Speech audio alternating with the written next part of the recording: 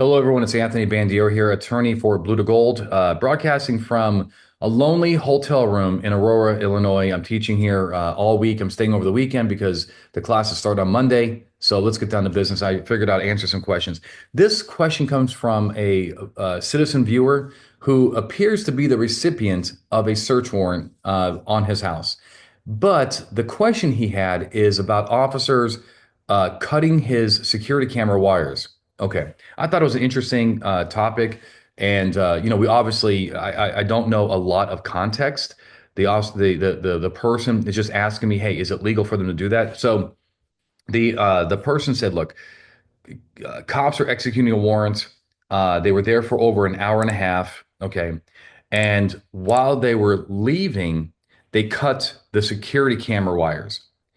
They also cut the playback wire on the inside of my house that would have went to the DVR to play back the footage. So is that legal? Okay, well, no. So let's kind of break this down. Okay, so with these facts, it doesn't sound legal, but of course, please remember. Okay, I don't care if it's a cop asking me a question or it's a person who's just asking me, a legal question. Typically I don't have all the facts. Okay, but based on these very limited facts, let's just kind of go through it.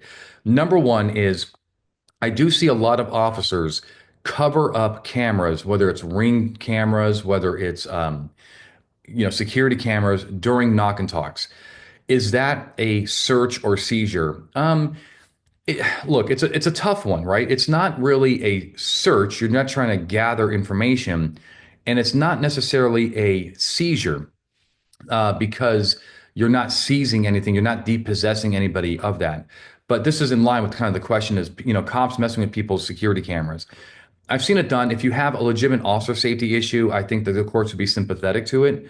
Um, During a search warrant, I think they're going to even be more sympathetic to it because a search warrant, can be very dangerous and so forth. But again, we're not talking about damaging people's property. We're talking about like maybe tilting a camera to the other direction and so forth. And if the cop was asked by a judge, "Hey, officer, why are you doing that? I mean, are you trying to be sneaky or something?" And if the officer says, "No, this is why we did it. This is what his rap sheet had." The camera, puts us at a disadvantage here. I think the courts are going to be receptive to that discussion. Okay, the guy can just swing his camera and turn it right back to where it was during a search warrant. It's just those knock and talks that seem to cause a problem. Now, one of the other arguments doing this during a knock and talk is that it's a trespass, because we have a case called Florida versus Hardinas, where the Supreme Court said that a knock and talk is fundamentally an implied license.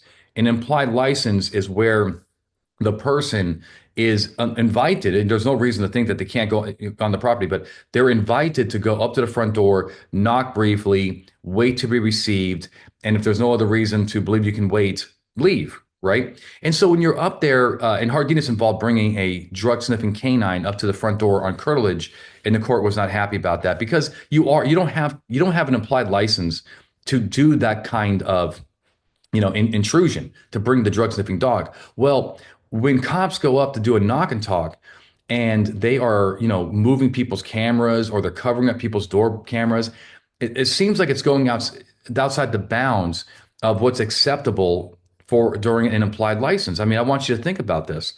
Um, what would happen if you had a salesperson at your door and they were doing the exact same thing?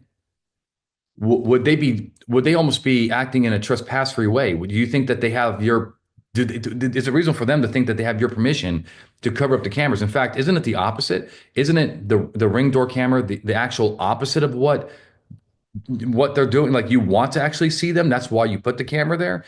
Aren't the cameras on the porch facing down and or in the windows, aren't they exactly there to actually see? So when they cover them up, are they acting in a trespass-free way? It seems like the answer is yes. The problem is I don't think it rises to a constitutional violation if this is all you got. If all you have is an officer covering up your Ring doorbell, you might be able to get you may be able to trespass them. For sure, you can trespass anybody from your property, but I don't know if you're going to get any money from me. Now, going back to the question at hand, if these officers actually damaged property intentionally and they had no legitimate safety reason to do it, or they weren't looking for evidence, like in other words, if they cut the wires in order to recover the DVR, and it was reasonable to cut those wires, then seems like that's not an issue. But if they were just being malicious, and for some reason on the way out the door they were cutting wires to cameras and so forth, that would be a very problematic, because it just there's no reason for it. There was a case, and I thought it was at LAPD, but I had a hard time finding it. There was a case, and if you know the case, let me know. But it was a case where the SWAT team and the search team just devastated this guy's house. I mean, they intentionally broke stuff. They intentionally, almost like in Hollywood, they took the TV, like the tube TV, the old, cathode tubes, cathode. And they slammed it on the ground and so forth, just broke the glass and everything like that, and caused a significant amount of damage, put holes in the walls. And the court found that that was an unreasonable search and seizure. Now here, the cops are not going to lose any evidence by, tortiously, destroying property by cutting wires. However, it's a damn good tort claim. That's really what it is. It's not a search. It's not a seizure. Okay, intentionally damaging property is not a seizure under the Fourth Amendment. What it is a tort claim. So this is where the victim here, if it's, all this is true, would go down to the police department and says, hey, I want to file a complaint and I want money for the damage caused by your officers. And so, but before we leave though, remember, a search or seizure, especially a search warrant, will allow you to damage property just enough to recover the evidence. A classic example is, think of Sicario. Remember Sicario? They were the opening scene where all those dead people were buried inside the walls. Clearly they were like, breaking open the walls and so forth and finding all these dead people in there from the cartel. Clearly, that would be acceptable under the Fourth Amendment. That is damage in order to recover evidence. Breaking open a lockbox. That cops have taken blowtorches and taken off safe doors because they can't get the code. That's all acceptable under the Fourth Amendment. And if the person wants to try to get money from the government, it ain't going to happen, because the search warrant or the recognized exception, for example, in cars, would have allowed an amount of damage to recover that evidence.